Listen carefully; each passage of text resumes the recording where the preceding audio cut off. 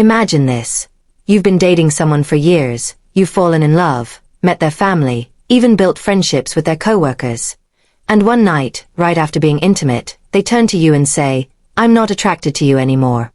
You've gained weight." Now, fast forward 3 months. You find out the truth.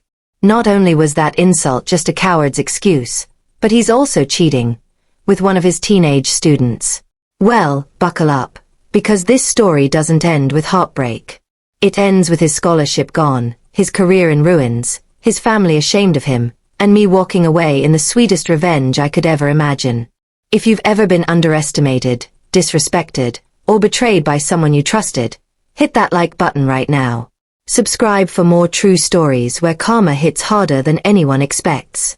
Because today's story, it's the definition of poetic justice. Let me take you back to the 90s. I was in college, young, optimistic, and ready to take on the world. That's when I met Jake. He was 23, freshly graduated, planning to move across the country for grad school. By what felt like fate, I was also preparing to move. Only 90 minutes from where he'd be. We clicked instantly. We loved the same things. We laughed until our sides hurt. I fell for him, hard. And it wasn't just him. I loved his siblings, too. His 2 sisters and younger brother welcomed me like family. For a while, it felt like I'd found my place. Life wasn't glamorous. We were broke students eating tacos for dates and crashing at his rental house with 2 roommates. But it was ours. He was studying animal sciences, breeding small animals for extra cash, and I adored being around it. I even befriended his professor's wife, Mary, who became a sort of mentor to me. But then, the cracks began to show. About 2 years into our relationship, we were lying in bed together, the kind of quiet moment that's supposed to feel safe and intimate. Out of nowhere, Jake looked at me and said, "I'm concerned you've been gaining weight. It makes it harder for me to be attracted to you." My blood went cold. Not once did he mention health. It wasn't about me. It was about his so-called attraction. I sat up, pulled the sheets tighter around me, and asked, "So what's your solution?" He just blinked at me and said, "Well, I guess you should lose weight." I laughed. Not the funny kind, more like a sharp, bitter laugh. I told him straight, "Nah, I'm not doing that." "So what are you going to do about it?" He had nothing. Absolutely nothing. I went to sleep, drove home the next day, and refused to give him the satisfaction of a fight. 3 months later, he dumped me over the phone. His reason: "You don't know enough about science." Yes. Apparently, the fact that he had to use common names for animals around me made him unfulfilled. I called him out, told him it was complete BS. Finally, when I pressed, he admitted the truth. He was cheating. With a 19-year-old undergrad. His student. I was stunned. Rage boiled in me, but then it twisted into laughter. Because here's the kicker.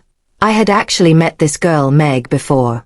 She'd once spilled something on her pants at a barbecue, and Jake asked if I could lend her sweats. She was a size 18. I was a size 8. Suddenly, it all clicked. His little "wait" comments. Just a coward's way of trying to get me to dump him so he wouldn't have to admit the truth. But oh, he had no idea who he was dealing with. At first, my revenge was petty. His roommates, who actually liked me, invited me over one weekend while he was gone. His friend George, sweet and funny, took me out drinking. When we got back, we staged the most obvious fake hookup possible. Giggling, moaning loudly, George parading around in his boxers. The next morning, I strutted into the kitchen in my rumpled dress, eating a donut slowly while Jake glared. He spat. "You don't have to act like a whore in front of me." I smiled, leaned in, and said, "Have fun with my leftovers." It felt good. But that was just the appetizer. Because the real revenge? It was about to change his life. See, Jake had something dangerous in his house. An endangered species he wasn't licensed to keep, plus another illegal animal. He refused to file paperwork, whining about the government being in his business. So I took pictures. Every tank, every cage, every detail.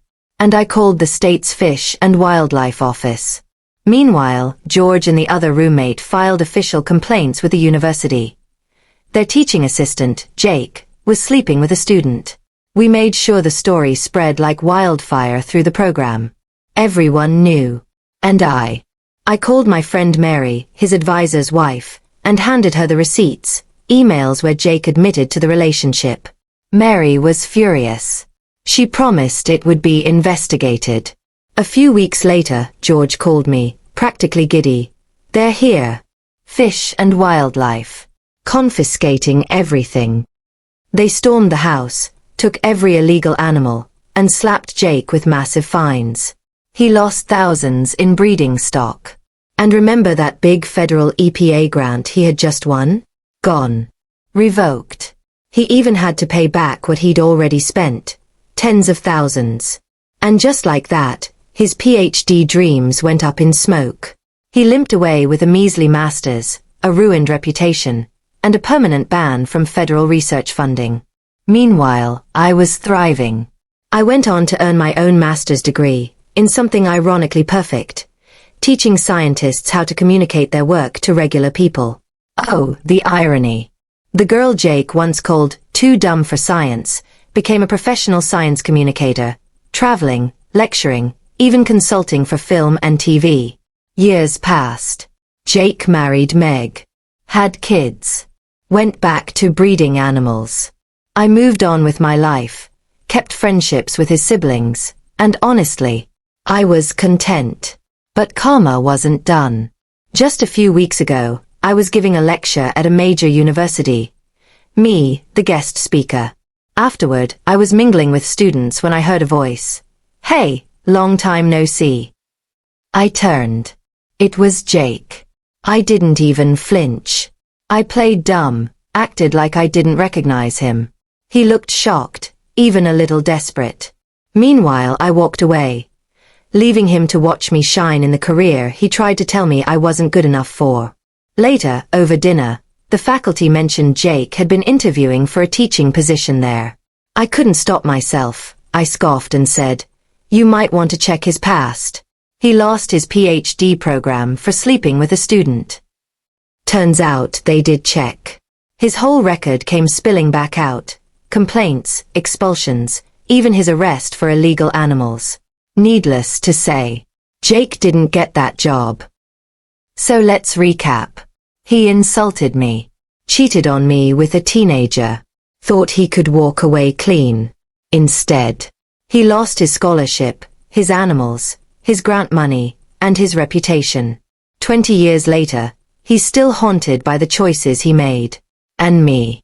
I stood on that stage, commanding respect, while he sat in the audience, powerless. That, my friends, is justice.